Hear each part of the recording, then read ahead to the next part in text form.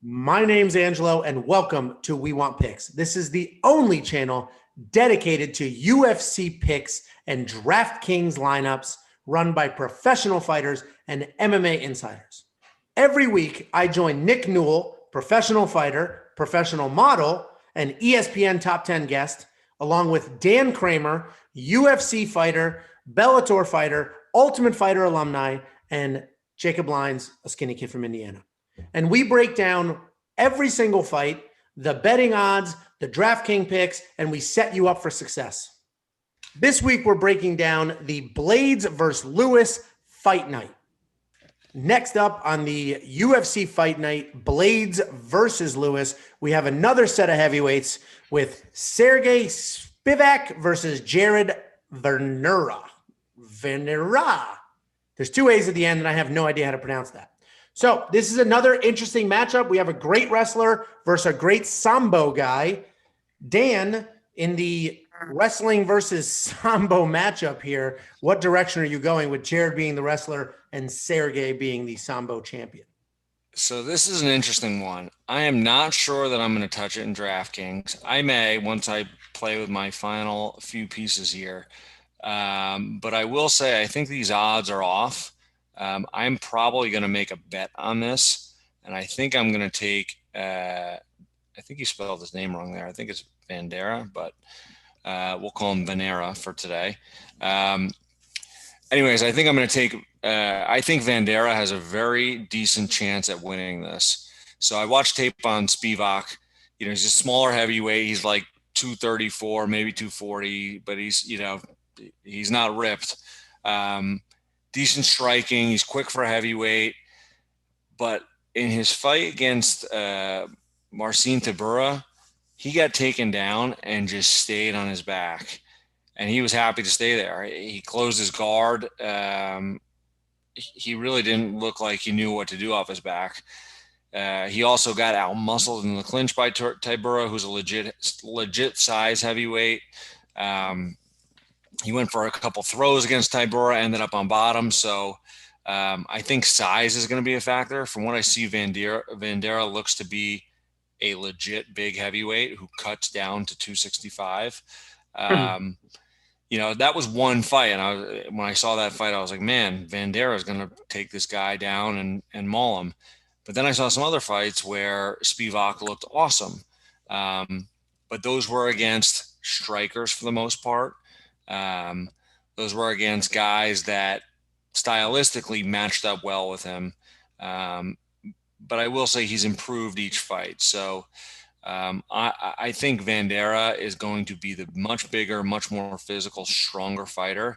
And I think if he can figure out a way to get it up against the cage, get a takedown, I think Spivak's going to have a problem on his back unless he's improved significantly from 2 fights ago. So I'm going to go with the underdog Vanderaa. And I may put him in my DraftKings. The only thing I'm concerned about in DraftKings is I think he could win an ugly, slow-paced fight that doesn't add up to a lot of points. I just got to figure out if $7,100 is worth that. So Vanderaa is my pick for the upset. I mean, that's solid. I always tend to favor wrestlers when it's a wrestler versus a different grappling art, whether it's wrestling versus judo, and in this case, wrestling versus sambo. For those of you who may not know what sambo is like a combination of judo and jiu-jitsu where it's upper body and it's throws, but there also are some submissions on the ground, not jiu-jitsu level scramble type submissions, but mostly arm locks and things of that nature. So, it's definitely a combat sport, and it's an interesting one, and it has found some success in MMA. I think Spivak's a better fighter. I don't necessarily know he's going to win this fight, but I'll do my pick in a minute. Jacob, first, apologize for the graphics. Jacob does our graphics. Any spelling errors are on him. So apologize for the graphic first, and then let me know who you think's going to win this fight. Yeah, let me first apologize on behalf of my editor, who I send them into for double checking. I do the best I can. I'm putting these as best I can, and my editor did not catch that. So I do apologize on his behalf. But yeah, when I look at this fight, I'm glad. It seems like every week with fights like these, I'm like, I feel like I'm going to see it the other way of the other person. And then Dan is always on my side. and we're always 1-2. So I just feel smarter every single week because Dan nailed it. Jared is an improving fighter. And when I see with him, you guys mentioned the wrestling, I see incredible kicks. He's got crazy kicks. And if you watch, I watched a Spivak, Serghei. When I watched the Serghei fight, he actually got knocked down by a leg kick. So he doesn't like those at all. He also kind of shelled up against Walt Harris. You mentioned him on his back. It seemed like he kind of gave up. When he got hit by Walt Harris, he just shelled up and just acted like he just wanted no part of that fight. So I actually have Serghei winning this fight, but I think Dan nailed it. Jared is a more than a live underdog, and I think he can definitely win this fight. But I think Serghei just kind of is a little bit better talent-wise. One other thing I'll add too on Vanderaa is it looks like he's got a hell of a chin too. He was getting bombed on. What fight was it? Yeah, I have written in my notes, very tough. Yeah, he was getting bombed on. LFA. Yeah, he was getting bombed on a couple fights, and he took him. So even if Spivak gets out to the early striking match, winning that, I think Vanderaa, all I need is one takedown. And if Spivak hasn't improved since that Tybura fight, he's going to have a tough time on bottom.